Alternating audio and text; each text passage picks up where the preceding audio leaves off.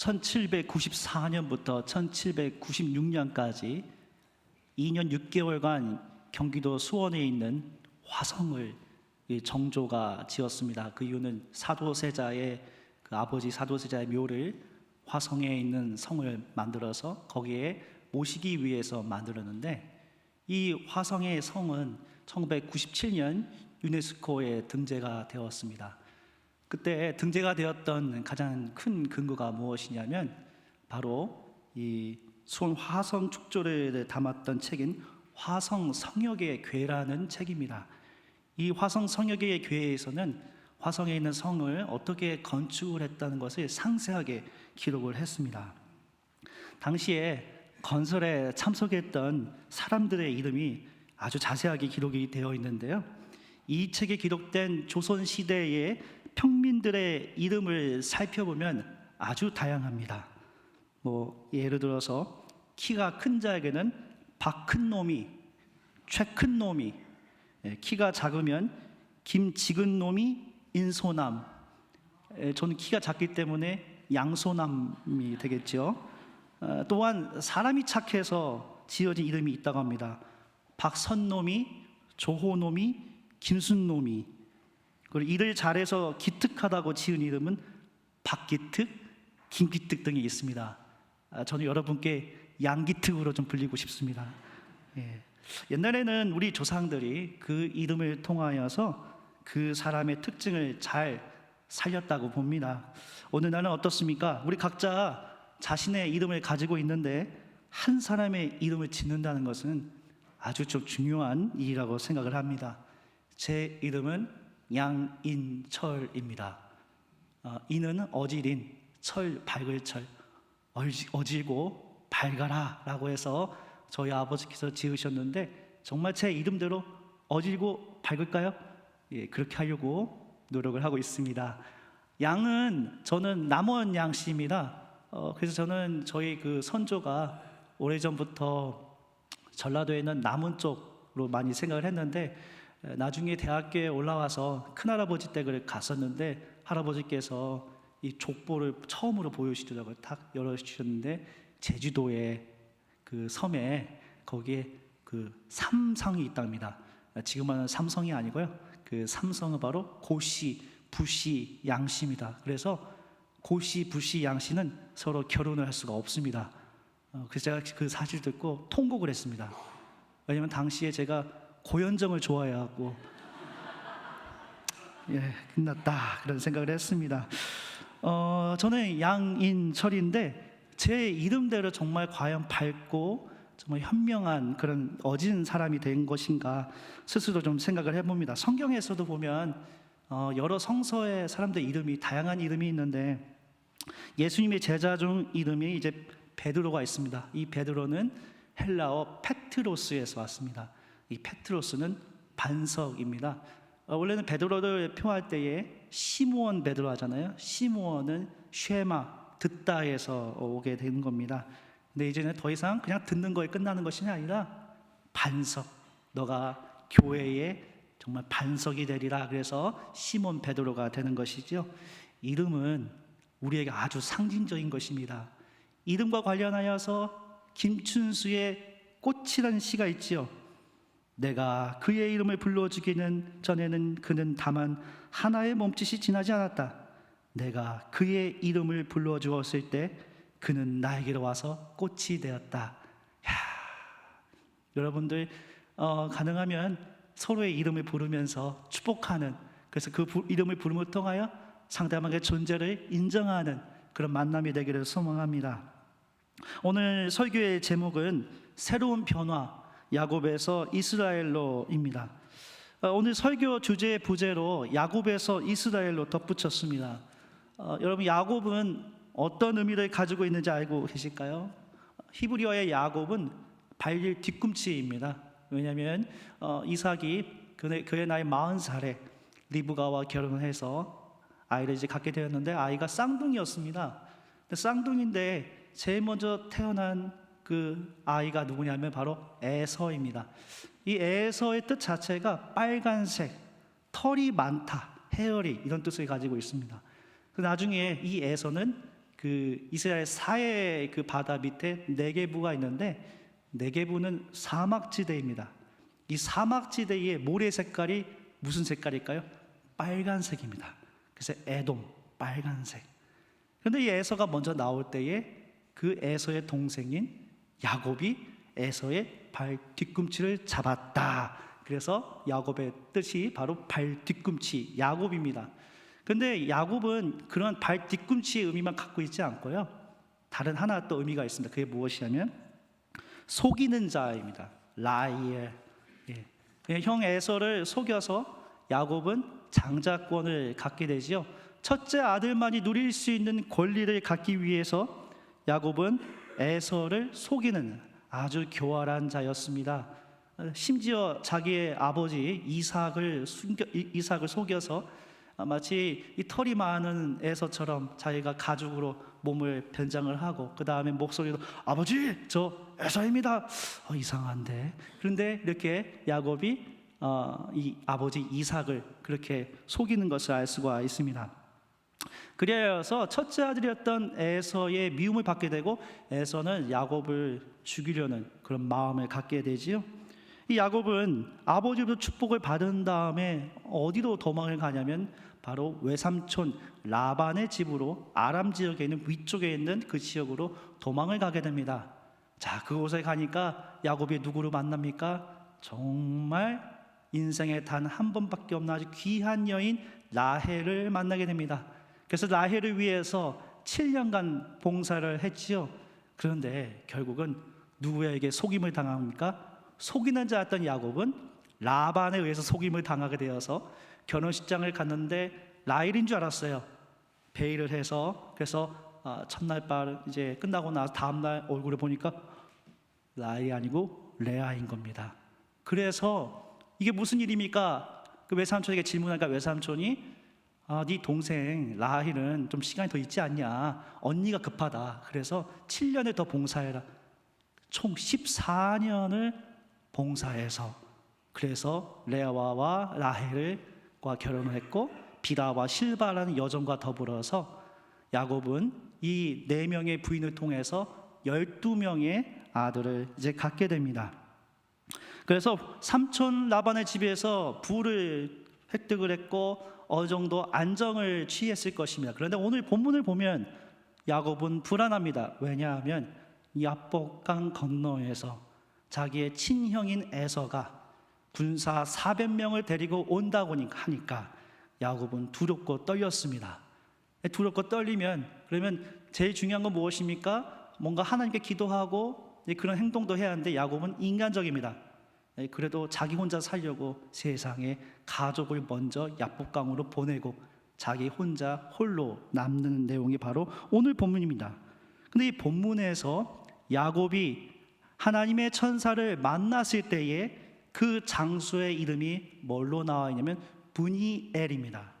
이 브니는 히브리어의 파나는 뭔가를 향하다는 건데 버니는 인간의 페이스, 얼굴입니다. 제가 여러분들 향하고 있잖아요. 파나, 그런 얼굴입니다. 그 하나님의 얼굴, 브니엘에서 하나님의 천사를 만나게 됩니다. 그리고 야곱은 옛사람, 속이는 자, 발 뒤꿈치, 남을 속이는 자였던 그 야곱의 이름이 이제 뭘로 바뀝니까? 이스라엘로 바뀝니다. 저는 오늘 본문을 통하여서 여러분과 2가지 메시지를 나누고 싶습니다. 첫 번째로 우리의 인생의 변화는 우리가 깊은 어두운 가운데 홀로 있을 때 시작이 됩니다. 32장 22절에서 24절 말씀입니다. 그 밤에 야곱은 일어나서 2 아내와 2 여종과 11 아들을 데리고 야복 나루를 건넜다. 야곱은 이렇게 식구들을 인도하여 개울을 건너 보내고 자기에게 딸린 모든 소유도 건너 보내고 난 다음에 뒤에 홀로 남았는데 어떤 이가 나타나 야곱을 붙잡고 동이 틀 때까지 씨름을 하였다. 형 에서가 데리고 온 군대는 400명이었고 야곱이 그 자신의 종들이 있다고 하지만 감당할 수 없는 숫자였습니다. 그래서 20절 말씀을 보면 야곱은 자신의 가족을 먼저 보내고 가족과 함께 선물을 동반을 해서 그래서 에서를 먼저 만나게 했습니다. 그래서 4절 말씀을 보면 야곱은 에서의 분노를 풀기 위해서 에서를 만났을 때 어떻게 표현을 하게 되냐면 아도나이 합니다. 아도나이는 주님이란 뜻입니다. 이성적으로 야곱은 인간적인 방법으로 최선을 다하면 형 에서에게 주님이라고 이야기를 한다면 자기가 죽음을 극복할 수 있을 거라 생각했을 것입니다. 그러나 과연 에서 형이 자신과 가족을 살릴 수 있을지에 대한 것은 전혀 예측을 할 수 없는 상황이었습니다. 야곱은 하나님의 절대적인 도움이 필요했습니다. 야곱의 인생에서 가장 어둡고 힘든 외로운 밤이었습니다. 이 어두운 밤에 하나님의 천사가 갑자기 야곱 앞에 나타나서 야복강을 건너기 직전 하나님의 천사와 야곱은 씨름을 하기 시작합니다. 이 씨름하다는 건 히브리어로 아바크입니다. 이 아바크는 먼지나게 이제 씨름한다는 것입니다. 야복강의 그 히브리어 원어도 아바크에서 왔습니다. 먼지나도록 정말 아주 열심히 씨름을 하게 되는 겁니다. 그 씨름을 왜 했는지의 정확한 이유는 알 수가 없습니다. 그러나 저는 이렇게 상상을 해봅니다. 야곱이 홀로 남아 간절히 하나님께 기도를 했을 때에 그의 앞에 갑자기 나타난 존재를 보게 됩니다. 그가 갑자기 나에게 도전을 하고 그 도전을 거부할 수 없는 그 상황에까지 내가 이르게 되었다는 것을 보게 됩니다. 어쩌면 우리의 인생도 이와 같지 않을까요? 우리는 그리스도인으로 매일 기도한다고 합니다. 그렇다면 여러분은 언제 절실하게 하나님께 기도하십니까? 아마 내 인생의 가장 어두운 밤, 홀로 남아있을 때 하나님께 간절히 기도할 것입니다. 내가 기도하지 않으면 안 되는 상황에까지 나를 밀어붙이는 그 극한 상황에서 우리는 하나님께 기도하게 됩니다. 바로 인생의 가장 어두운 밤이 바로 내가 하나님과 만나는 귀한 시간임을 기억해야 할 것입니다. 저는 구약을 공부하고 미국으로 유학을 떠났습니다. 2009년도에 애틀랜타에 있는 에모리 대학을 먼저 가게 되었고요. 에모리 대학을 간다고 하니까 할머니께서 싫어하시더라고요. 아모리족 소개하는 곳으로 가냐고.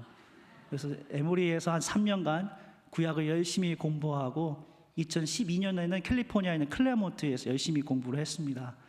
구약만 25년간 구약만 팠는데요. 구약을 열심히 공부하고 발표도 하고 나름대로 자신감이 있었습니다.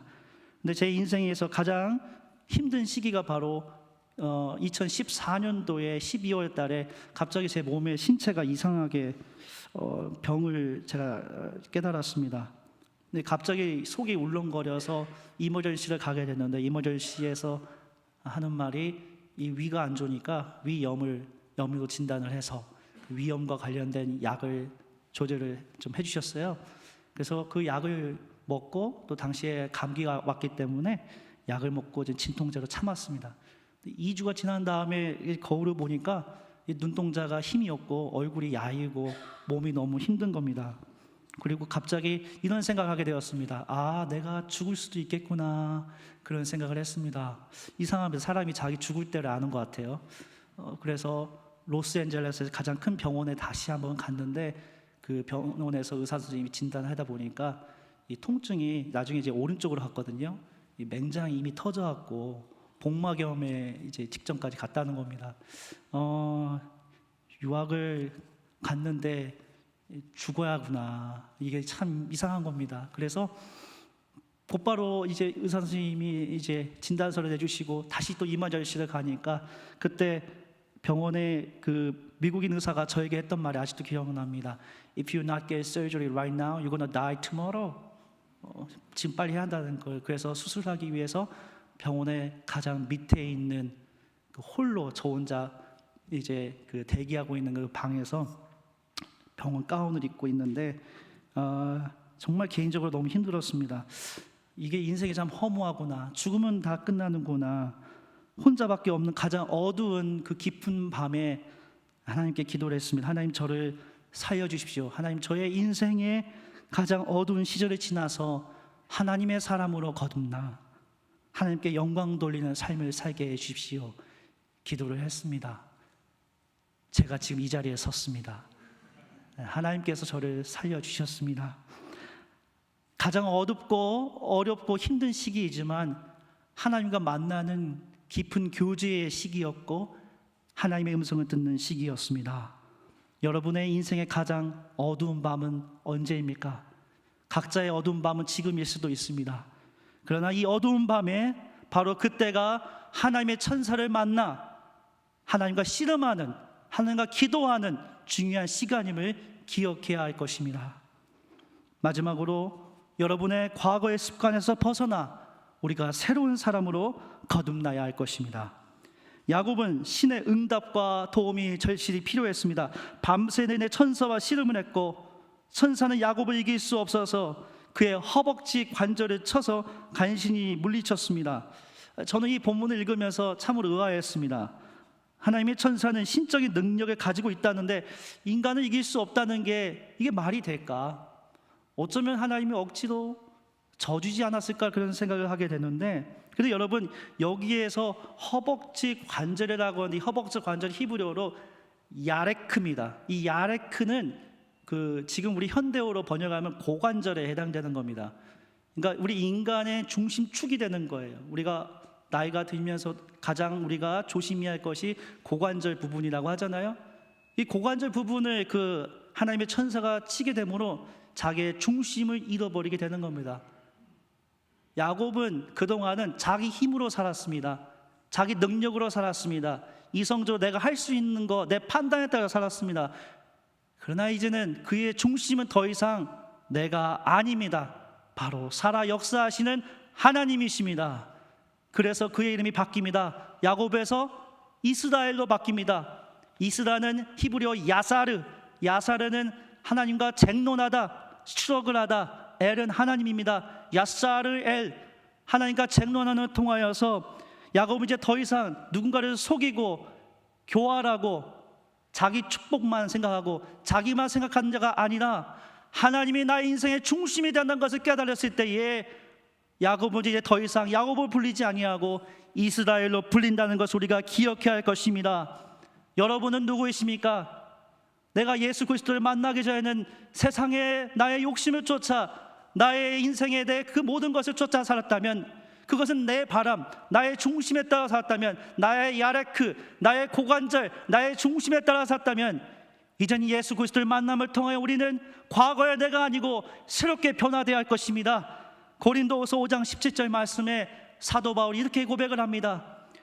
그런즉 누구든지 그리스도 안에 있으면 새로운 피조물이라. 이전 것은 지나갔으니 보라 새 것이 되었도다. 우리가 그리스도 안에 있기 때문에 더 이상 과거에 얽매여서 죄를 짓고 교활하고 누군가를 속이고 나의 욕심을 쫓는 것이 아니야. 살아 역사하시는 하나님의 말씀을 쫓아 예수 그리스도의 복음을 널리 선포하는 우리 모두가 되기를 간절히 소망합니다. 러시아 태생의 프랑스 화가였던 마르크 샤갈이라는 미술 작가가 있습니다. 이분의 작품 중에 가장 유명한 작품이 있습니다. 그 작품이 바로 야곱이 이스라엘로 변화된 그러한 그림을 보게 됩니다. 사실 제가 지금 준비가 했는데 나중에 구글로 서칭을 하셔서 마르크 샤갈의 야곱과 이스라엘 그림을 좀 보시면 될 것 같습니다. 이 마르크 샤갈은 유대인이었습니다. 1차 세계대전 때 러시아를 떠나 프랑스에서 임시 거처를 마련해서 살았습니다. 그는 눈앞에 가족과 유대 공동체가 고통 속에서 죽어가는 것을 보게 되었습니다. 그래서 그의 그림을 보면 야곱의 그림은 빨간색 그림으로 묘사가 되었습니다. 그것은 자기 생에 대한 의지를 표현하고 있는 것입니다. 그리고 그 그림에서 오른쪽 끝부분에 한 남자가 무언가를 들고 있는데 그것은 바로 유대인이 소중하게 생각하는 성경책, 즉 토라, 모세 오경입니다. 야곱의 밑에 있는 것은 마르크 샤갈의 고향집입니다. 그리고 마르크 샤갈을 상징하는 새가 그 그림의 위쪽 상단에 있고 그의 가족이 야복강 건너에 있음을 알 수가 있습니다. 생에 대한 야곱의 의지, 새로운 사람으로 거듭나겠다는 의지를 드러내며 마르크 샤갈은 스스로 새로운 사람으로 사람으로 거듭남을 알 수가 있습니다. 하나님과 겨루어 끝까지 인내한 야곱은 이스라엘에는 새로운 이름을 갖게 되었습니다. 그런데 오늘 본문의 결말 부분을 보시면 야곱의 운명은 어떻습니까? 하나님의 응답을 받았습니다. 이스라엘 이름을 바꿨는데 그의 몸은 온전하지 않았습니다. 본문 32장 22절에 보면 야곱은 일어나서 자유롭게 걷는 온전 육체를 지닌 자였지만 하나님의 천사와 씨름하는 과정에서 천사가 그의 환도뼈 고관절에 치게 됨으로 인해 31절 말씀처럼 절뚝거리며 걸어가는 존재가 되었습니다. 어떻게 보면 그는 복을 받지 않은 사람처럼 볼 수가 있습니다. 그러나 여기서 우리가 주목해야 할 핵심은 그가 육체의 장애로 인해 더 이상 넘어지는 자가 아니라는 것입니다. 이젠 누구를 만나도 두려움 없이 살아가는 하나님의 사람으로 거듭나왔다는 것입니다. 창세기 32장 이후부터 야곱은 사람을 대하는 태도가 다릅니다. 비록 육체는 장애가 있고 어려움이 있을지 모르지만 다른 사람들을 축복하는 사람이 되었습니다. 사랑하는 교우 여러분, 여러분이 그리스도인으로 살아가면서 우리 모두 피할 수 없는 난관이 있습니다. 내가 구상하고 내가 꿈꾸던 일이 순조롭게 되지 않아 낙심할 때가 있습니다. 내 건강이 갑자기 예전보다 좋지 않아서 괴로운 적이 있습니다. 그러나 우리 그리스도인은 낙심하지 말아야 할 것이 있습니다. 내가 아무리 어려운 상황에 있을지라도 나보다 더 크고 위대하신 하나님이 나를 지켜주시고 나와 항상 함께하기 때문에 담대하게 우리가 나아갈 것입니다.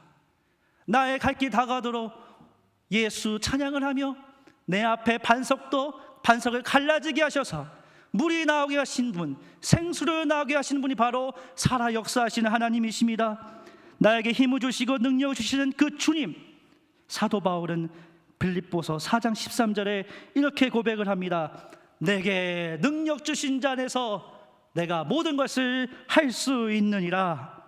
이러한 고백처럼 주님의 능력으로 힘차게 우리의 인생의 여정을 걸어가는 우리 모두가 되기를 간절히 소망합니다. 오늘 말씀을 생각하며 잠시 조용히 묵상하며 기도하겠습니다.